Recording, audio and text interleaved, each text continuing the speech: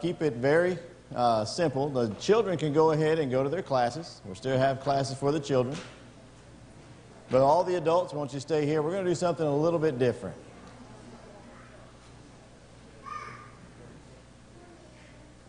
Everybody get a little settled. I love seeing all the children. It shows a thriving, growing congregation. Okay. What we're going to do tonight is we're going to do an introduction to the media, technology that we have at Margaret Street. So, how many of you, everyone who has a computer or has a cell phone with internet access and things like that, how many of you get on the internet and look at things? Raise your hand if you do. All right, so the majority in here. Now, I realize that there are some who do not, or maybe not as often. All right, that is perfectly fine. There's all different, just like spirituality, there's all different levels of media awareness or electronics or those type of things of awareness. And so tonight what I want to do is just make you aware of some tools that you have at your disposal as a member at Margaret Street. And one of the first things that I want to show you tonight is our website. We have, in the last 8 months or so, we have revamped our website. It's a completely different website than we had before. And we want to show you some of the things that are available to you so that you can use it, hopefully, to evangelize or even help yourself spiritually. And so the picture that you see here on the screen is the website. When you go there now, Margaret Street Church of Christ, you're going to see this webpage. And this will show up on your phone. It's designed to show up on any platform, whether it be your desktop screen that you have or on your phone. And as you scroll down, you'll see there's a place for location. There's information about how to contact the church. And then just a quick synopsis of what we've got going on right now with our summer series. And, of course, that will change. The main thing is to keep it simple, straightforward, so that all you see is just, this is Margaret Street, and this is the reason why we wanted to take that picture, so that people can see we are people. I find it interesting that so many Church of Christ websites and other churches have a website, and they'll put the picture of their building on there. And I think, that's a great building. I want to belong to that church. Instead of seeing the people. And so this gives them an opportunity to immediately see that we're about family.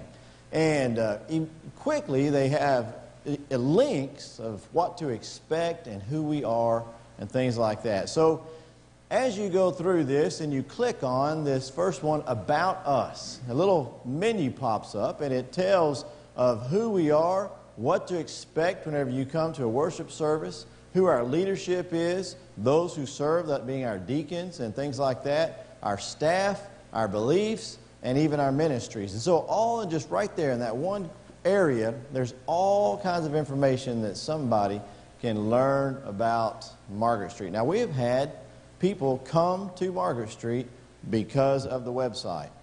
We monitor and look at how many clicks people are on, and it's growing all the time.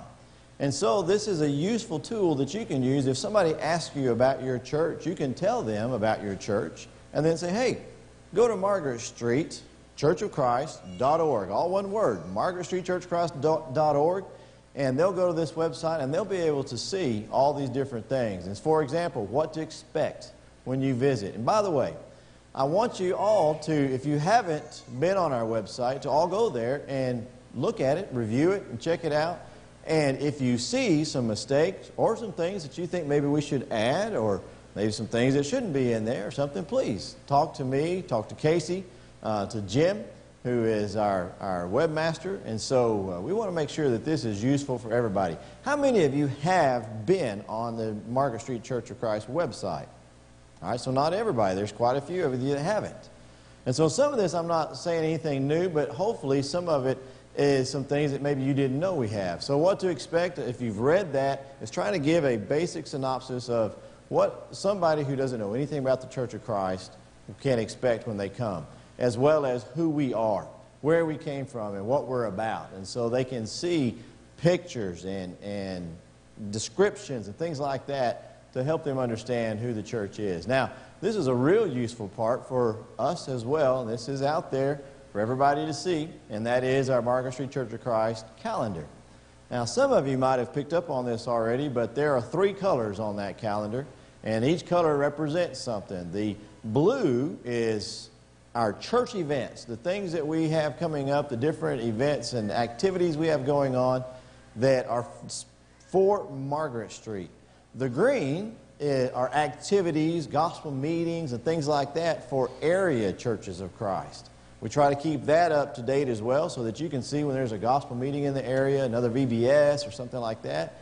And then, of course, the orange is our anniversaries and birthdays. So this way you can really keep up with what's happening with the church, who's having a birthday and anniversary and things like that to help us stay more interconnected as a community of faith. Now, also below that, if you scroll down, you'll see there we try to keep up to date the class schedule.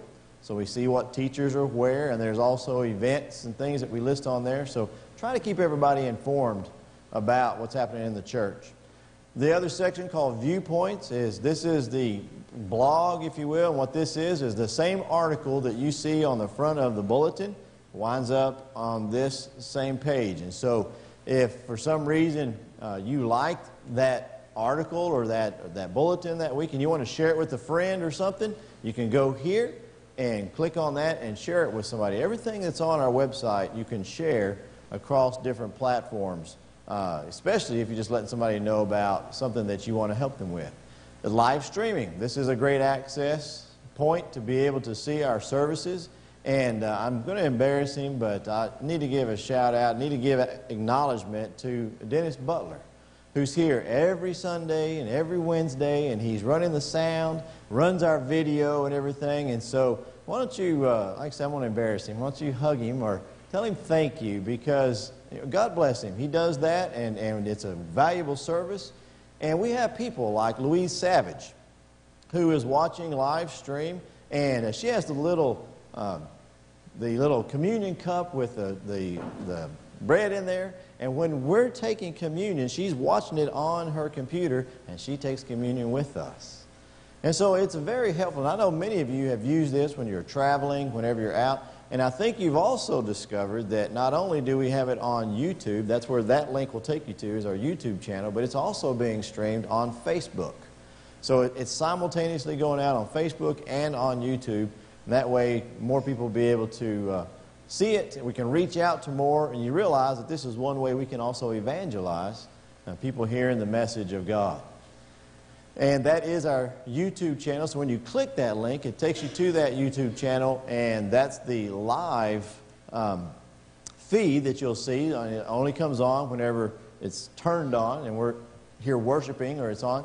And then there's also the different videos and the different lessons that we have, all the different speakers. Every time that we record, we have a copy of it there on YouTube for you to be able to go back. Again, you can take that video and share it with a friend or something like that. This is the idea tonight.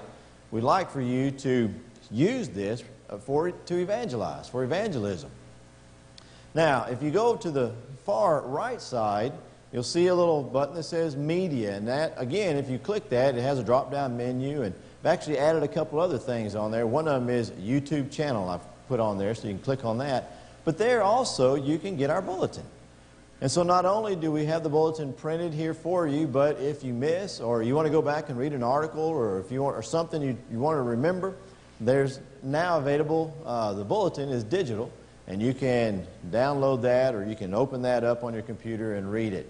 Also, it's click to there's sermons, which I'll show you in a second, teaching aids and archives, a photo gallery, and things like that. So, for example, the bulletin, you can click on that, and it'll open up in a PDF format. You can download that, print it, or whatever you would like. You can click on sermons, and this will take you to you have different options, basically like a podcast, where if you want to just listen to the audio, you can also click on some of them. We'll have the video available and those sermon notes that we had from our previous lessons. You can also click on an area that's called teaching aids. And I know that's misspelled resources. I've picked up on that, and so I've corrected that. Now it's spelled correctly on the website. But you have teaching resources, some of the things, the graphs and charts and everything that we have in the future, we're going to start putting it on the website so that you'll have access to it and be able to use it in different ways. And then also, we have the service rosters. So those men that are serving, you can go on the website, you can click on that and see when it is that you're supposed to be serving on the table or the different tasks and duties that you have, as well as those sermon notes that you can click on, and it'll take you to a PDF that you can fill out online and then print or save on your phone. And then, of course, there is the photo section where you can see, we're trying to keep this up to date as much as we can, where you can see various activities that we've had, just so that people, when they do come to the Margaret Street website, can see what type of an active congregation this is. You just go to some other websites, some Church of Christ websites, see if, what do I want to know about this church? And you get there, and many times there's just not a lot of pictures or you get a good sense of what kind of activities they have. And this is the whole idea, so that people in our community, and nowadays many people pick a church or start by picking a church by going to the internet. So we want to make sure we had a good presence and that we were presenting ourselves openly and honestly and showing this love and friendliness that we have here at Margaret Street. Now, there's another section, that is the links section. If you click on that, there's several links in there to take you to World Video Bible School, eSword, all kinds of different things that are available to you. But the first two things that are on there is a link to our church app. So not only can you get on the internet on your phone or on your desktop computer and look at the website, but you can also have an app that's on your phone. And this is connected with their website. Depending on what you have, whether it's an Apple phone or an Android, you click one of those to go with whichever type of phone you have, and it'll give you the instructions of how to download it. And so the Share Faith, it's called the Share Faith app. The Share Faith is the host of our website. It also has the app. They're all been combined now, so we don't have two separate things. And you're going to see all the same things. So when you download the Share Faith app, you'll see the icon, Margaret Street, and with the cross there on it, and you click on that, and it'll open up, and the first page that you're going to see is the viewpoints, and that are those bulletin articles that we have on our Sunday morning bulletins. But if you click on this little section right here, then it opens up, and it will show you, there you can see on the left, more options. And in these options, a lot of great options in here. Again, you have those viewpoints. You can click on the sermons. That's what's on. You see that one that's here on the right, and so you can listen to it like a podcast or something like that. You can get those sermon notes. If you click on these right here, inbox, events, Bible, it has a Bible as part of the app. And you can pick the different version that you want. If you want an ESV, ASV, New King James, things like that. But you can, on the Margaret Street app, you can open up and have a Bible that you can read, have available to you, as well as these announcements that we have that come out. And then there's extras that you can go to, which is the church bulletin, those sermon notes, the church calendar, all those things that you can just by clicking get you right there directly on your phone via an app. The whole purpose of all this is communication. That's part of my responsibility as part of administration here at Margaret Street, is to make sure we're communicating everything and that everybody is aware and understands. And so if you haven't been using the app, I'd like to encourage you to download that and to use it.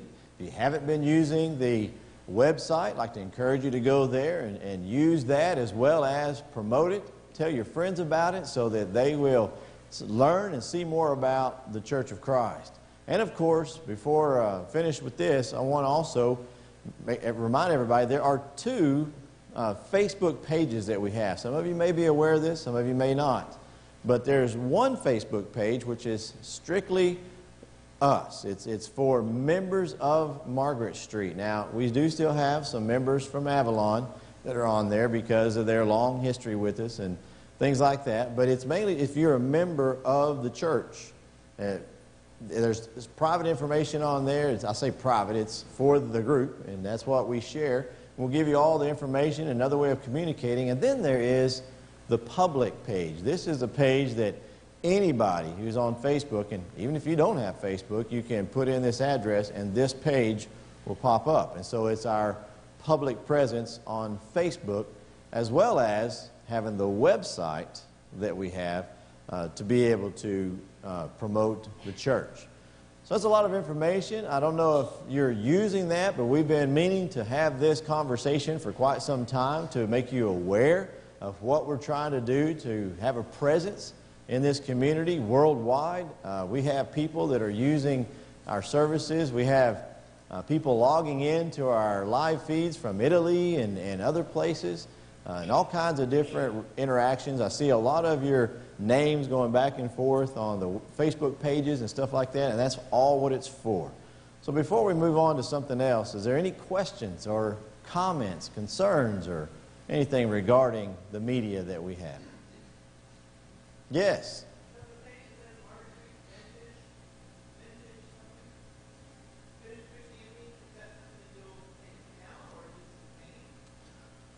I guess I don't know about that page. I'm trying to think of the Margaret St. Vintage Christianity. The only other one is the YouTube channel. It did say that on it.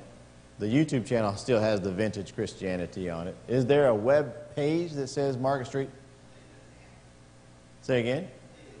Okay, thank you for bringing that up. So we did have the previous we had that app, the one that Preston developed and did such an outstanding job with.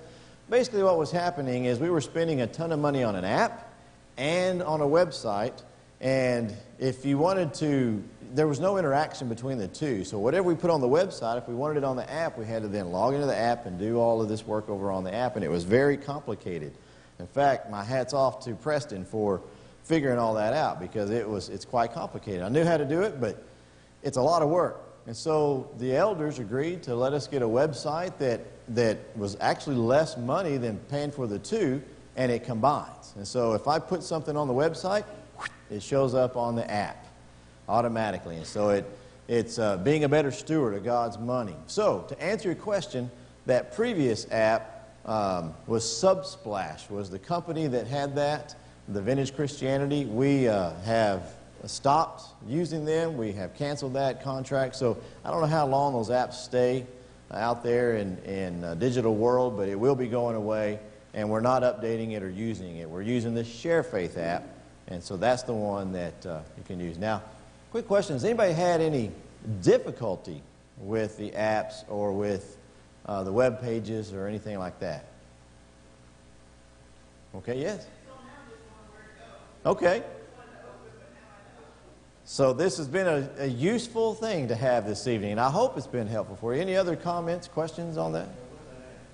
What's an app? An app, it's an algorithm that is made up of ones and zeros, and I'll show you in a little bit, Joey, what it is. Yes.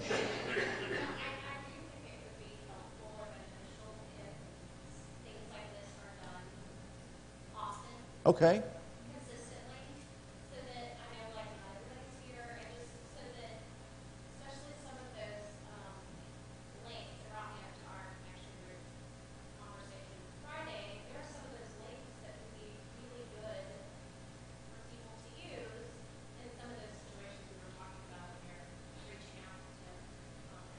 Yes, absolutely. Just a reminder that stuff is there.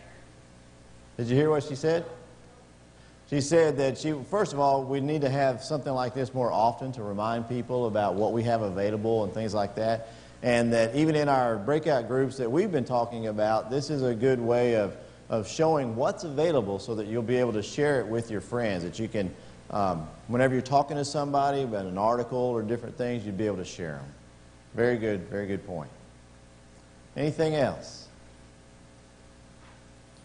All right. Well, I hope that it helped clarify several things in regards to the media that we have, and I hope that you're excited about it, that it's being used, it's being seen by many. In fact, Carter Dilger, who was baptized just been about 3 months now, this is how he found us, by looking on the web page and found us that way. And so it's very useful, and we continue to develop it. If you have any ideas, suggestions, or concerns or whatever, please, like I said, come see me, see Casey, even Bliss or Jim.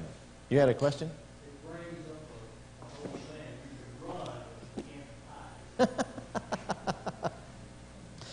You want to elaborate on that a little bit? You know, if I want to sneak off and do something, I can't, because somebody's watching. Big brother. I didn't tell you all that part. We installed video cameras in all your houses, and there's no. We, like I said, we're trying to have a presence on the web, and if you look at other churches, and we're getting compliments and things like that, but the thing is, we want people to use it.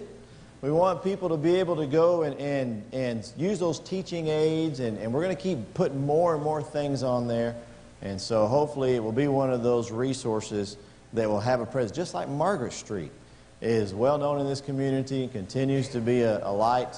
And so we want this to as well be a light, a way of glorifying God. Yes? I thought when Amy said not everyone was here, maybe the first few Sundays you could remind people they can go to the app to fill out their sermon. Okay. Like that. Because I used to always fill that out on the phone, but I didn't know what the new service was, so I just can write it. But I would much rather do it on my phone. Okay. So there may be a few people like that. And once we get used to it, you know. Yes. In fact, let me just clarify one little thing. That was one thing about the previous app that was really neat, because it was built in and you just fill it in. It was extremely complicated to put that in there, by the way. But what we've done is either on your, because in fact the idea came about, Pete called me one time and said, hey, where can I get that sermon notes?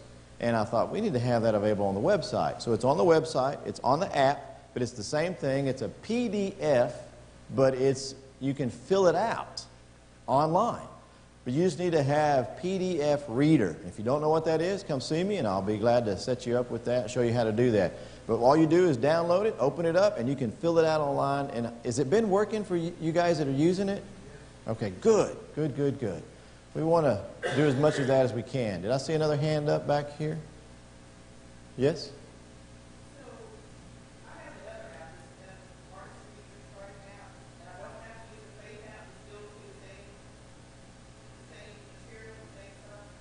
Well, the old app is not going to be updated anymore. I'll come back to this one. This one right here is the one that we're using now, this Share Faith. Let me back up one right here. If you go on, if you back up here, it's going to take you to this web page right here. Either this one that shows Share Faith, or on the Android, it's going to look like that. And so this is the icon that you should be seeing if you're using the app. That's the icon, or the Share Faith icon. You actually have a choice between the two. You can pick your icon. Share Faith, all right? Again, go to the website. Let me back up here. Go to the website, margaretstreetchurchofchrist.org. You go to this and you click on those. Whether you have an Apple or an Android, it'll take you right to the store, either Google Play or Apple Store, where you can download the app. It's free, and it'll set up on your phone, and then it's going to show up. It's going to look like that. When you open up, it's going to ask you, what's the name of your church? You just put in Margaret Street Church of Christ. It'll pop up. You click that, and you can have it. In fact, I have about 10 other churches of Christ that are using Share Faith, so that way I can kind of see what they're doing, and we can do some of the same things or do something to help us. And so that's what it looks like. And this is what, on this part, I don't think I have the sermon notes. Here we go, right there. There's sermon notes. So that would be what you would click, and it would take you to that PDF document. Okay? Yes?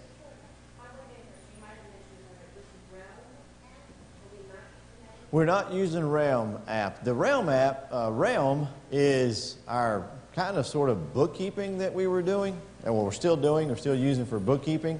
And it comes with an app that the idea was, well, hey, we can just use this to interact and stuff. Again, extremely complicated.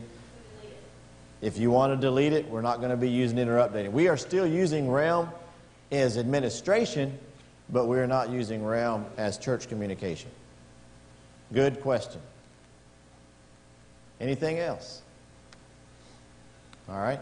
And as always, you are not required to do any of this. This is just simply, I know some people don't like the internet, don't want to get on the computer. That's perfectly fine. We're still going to continue doing all the things we're doing with the bulletin and everything else. All right? Now, we have just a few more minutes. If anybody has any more questions, if not, I want to bring up some of these questions that we have on our sermon sheet. Yes, Angela. Yes, yes. Casey sent me something on Dropbox. I don't know what that is. Is that like Microsoft Word? Okay. It's another good question. The question is, she received something from Dropbox. Okay, Dropbox just happens to be is a storage. It's like a file storage. It's online. That's what they call the cloud. Basically, just so everybody knows, the cloud is somebody else's computer. That's what it boils down to. There's no such thing as this cloud. That's what they call it. But it's really your stuff on somebody else's computer. All right? Somebody's got this big warehouse with all these computers that they own, and that's where your stuff. Well, Dropbox has one of those. And the thing about Dropbox is you can have it on your phone. You can have it on this computer, that computer, and other computers, and they will all sync up. Just so you know, me, Casey, and Bliss, and the PowerPoint computer all use the same Dropbox. So if I put my sermon on Dropbox, it syncs up with that computer and the file shows up. So I can literally put it on my computer, close it, go up to the PowerPoint computer, open it up, and go to the files, and there it is. And that's what it's for, is to communicate back and forth. And so it's also a great way of sending files to people, because sometimes those files are too big to send via email or something like that. Great service, Dropbox. All right, yes. You don't have a class for us technology challenge people. I would. When are you going to have a class for us technology challenged people? You know what? I remember, I'm going to embarrass my mother-in-law, but I remember my mother-in-law, this was 15, 20 years ago. All right, how old is Joyce now? Is she 88? Okay, so 20 years ago, she was 68. And she was so confused by even just a remote, to the point that I had literally taped over everything except 3 buttons. And I said, all right, Mom, I said, you push this button to turn it on and off, you push this button to turn it up and down, you push this button to change channels. That's all you need to know. And it worked. And she would... That's my mother-in-law. Okay, my mother-in-law today, she has an iPad, and she sits there, and she's texting, and she's swiping, and she's looking and everything. So if she can do it, anybody can do it. Now, to answer your question, Winston, I will be happy to have a class or anything like that. So if you will, just let me know, and we will organize something, and we'll have a class for you. I'd be happy to do that, because it will bless your life to be able to see some of the things that we have available. Any other questions? Okay, I want to get to this one question on here. I know that, first of all, it is not June the 24th, it is July the 1st. Andrea pointed that out to me. That's what happens when you get too busy and you get going too fast. And you got a big pile of dirt and a rented tractor that you got to get to. So, okay, so on the ancient words we talked about, this is one question that is difficult, but I think it's real important. Number 5. Many people have head knowledge of the Bible, but they do not have heart knowledge of God's Word. What does that mean? How do you explain the difference? How does one get this heart knowledge? What in the world am I talking about? When you hear that question, what do you think about? Yes.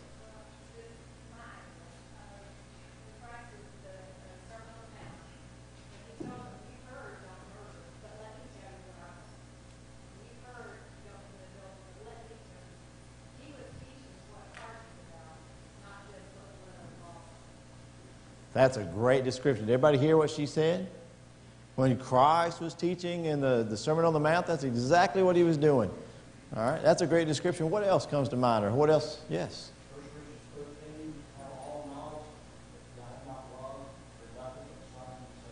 Wow. Yeah, if I have knowledge but have not love, Wow, that's very important. What else? Yes, Jack. The Bible is, this word gnosis, G, is knowledge. There's another word, epignosis. That's what it's a deeper knowledge. And that's what a Christian needs to seek is epignosis. If you'll do a word study in the Bible, you'll find that. So it's a deeper understanding. It's being in sync with God. Deeper knowledge than just surface. Yeah, did you hear that? Did you hear what he said? He's talking about there's two words in the Bible, and one of them is a deeper knowledge. That's exactly right. What else comes to mind? Yes? And different way to look at it, I think that a lot of people have a lot of knowledge. But if you have a question, you go to that verse of the Bible. Yeah. But when you want to confide or when you want somebody to listen to you, you will not go to that person because that person doesn't have a heart.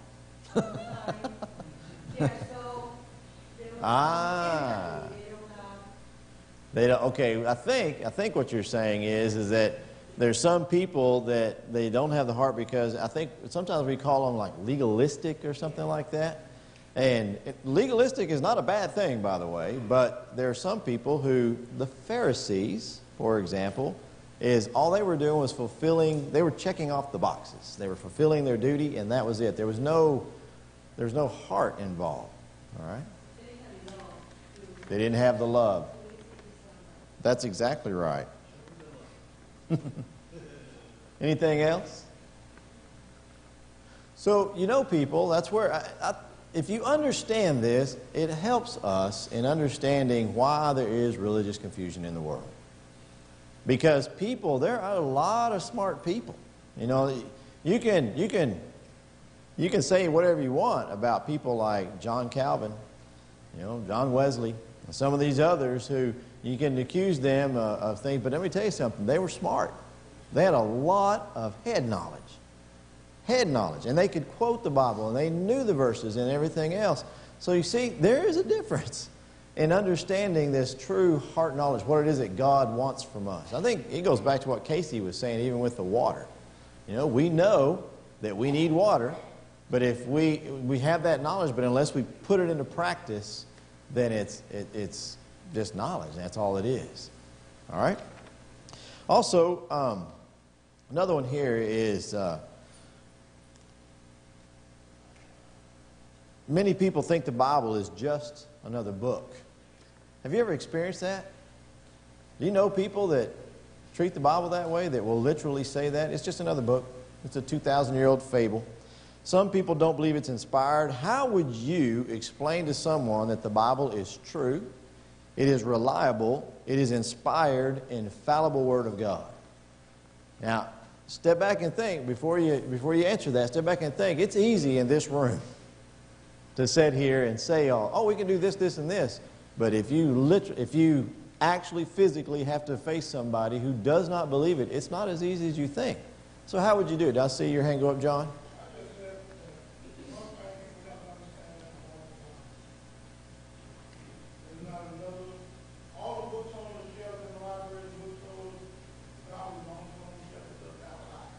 Doesn't have a what? Lie. Doesn't have a lie. Very good.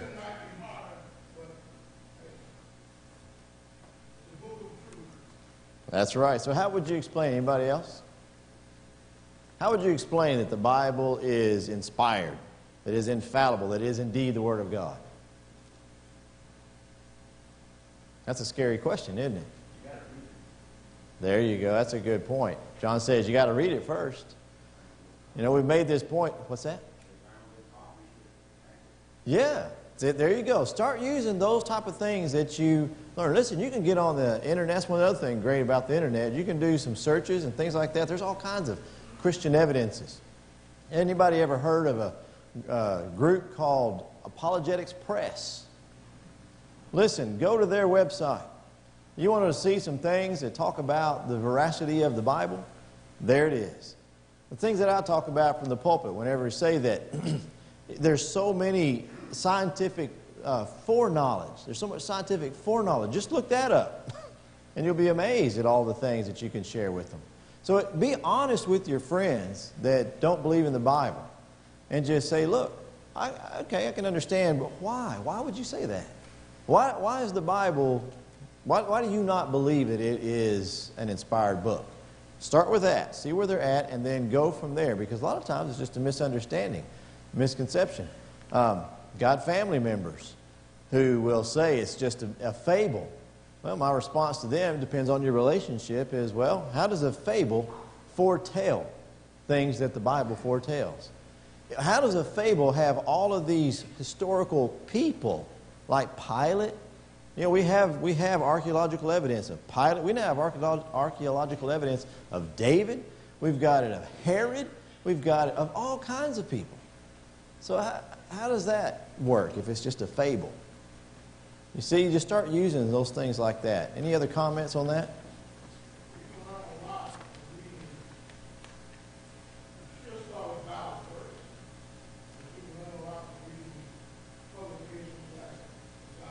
Mm.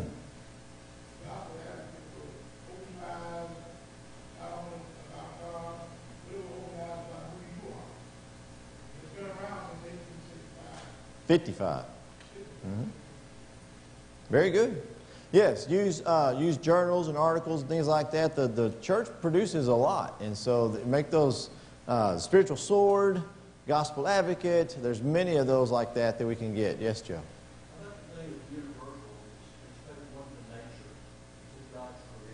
Yes. I can't understand why anybody can't go and see God's creation and not recognize that there is a God.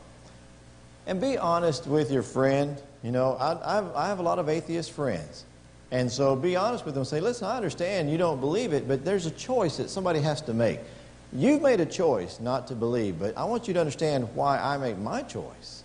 My choice is that when I look at all this design, there has to be a designer. Who did that? Even Aristotle says that there's a unmoved mover, that it had to start somewhere. When you start going back in time, there's going to be something. And just have a genuine, honest conversation with them. Did I see a hand up over here? I'm sure there are exceptions, but I've never had anybody tell me the Bible was book of fables that ever read it. Really? They just take somebody else's opinion or somebody else's word of what they read or heard. Wow, that's a good point. You said once that they said, well then, let's start reading it together and tell me when the fables began. There you go. So he Jim was starting the New Testament, but he was starting the New Testament Matthew, and then they said, tell me when the fable begins. And he said those points very. Were you able to hear what he said? He said that he doesn't really know anybody who calls it a fable, but he said one thing you could do, a preacher said one time, he said, well, tell you what, if it's a fable, how about we sit down and start reading it? And you tell me, where does the fable begin? And then we'll look at that. We'll discuss it. That's a great approach. And he misunderstood me. I've never heard anybody say the Bible was a book of fables who had ever read the Bible. Never heard anybody say the Bible was a book of fables who had ever read the Bible. And that's a good point. Many people will criticize the Bible, yet never have read it. In fact, there's a famous book, Thomas Paine, one of our founding fathers. He wrote a book called The Age of Reason, I think it is. And in that, he goes and he says, I could prove the Bible is false, just like a woodsman goes through and fells trees by all of the discrepancies. And then one of the big things that just blared out to me, he says, I don't own a Bible and I don't carry one with me.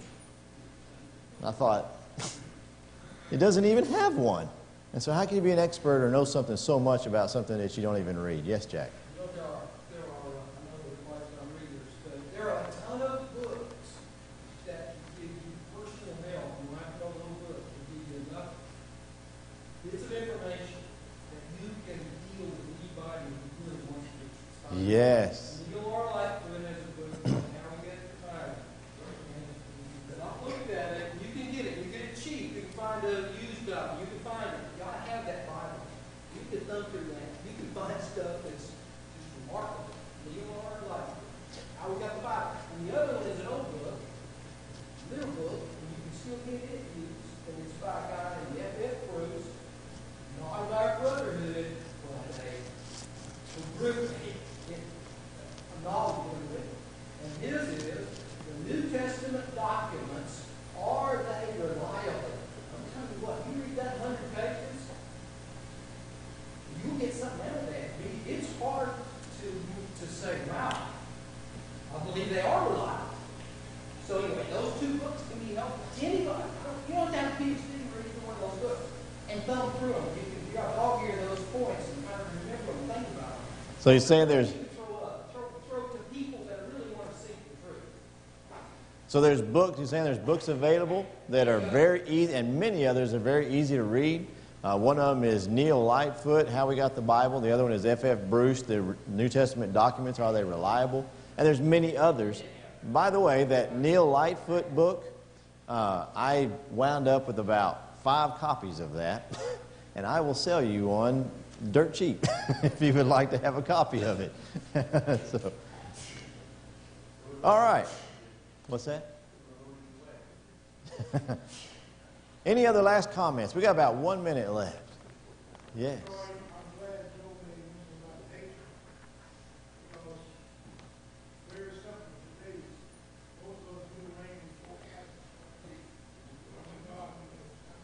That's right. Well, good conversation. I hope that you were blessed and hope that you were spiritually encouraged and grew a little bit through these thoughts, and that you will go ahead and answer the rest of these questions and consider these throughout the rest of the week, and hopefully that you will, as I mentioned, grow more spiritually. Why don't we close with a prayer? I want to ask one of our shepherds, Brother Rick, would you mind leading us in prayer, and we will be dismissed after that prayer.